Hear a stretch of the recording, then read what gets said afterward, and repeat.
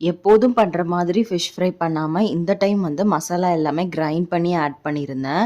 So, அதுக்கு 2 chilli, தென் வந்துட்டு கொஞ்சமா ஆனியன் எடுத்துட்டேன். தென் வந்துட்டு பூண்டு, மிளகு, ஜீரகம், தென் வந்து சில்லி பவுடர், அப்புறமா மஞ்சள்தூள், அப்புறமா கொஞ்சமா உப்பு, அது கூடவே கொத்தமல்லி தழையும் ஆட் பண்ணிட்டு நல்லா கிரைண்ட் பண்ணி எடுத்துக்கலாம்.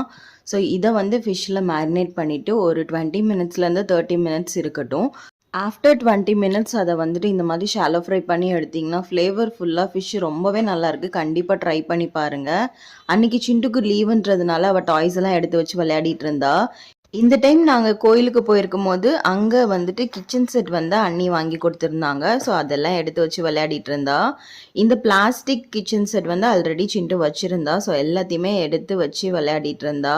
வீட்ல இருக்கிற அரிசி, பருப்பு, மீல் மேக்கர், தென் உப்பு, மஞ்சத்தூள், காஃபி பவுடர் இது எல்லாத்தையுமே எடுத்துட்டு வந்துட்டு அப்பாக்கு சமைக்கிறேன் அப்படின்னு சொல்லிட்டு விளையாடிட்டு இருந்தா.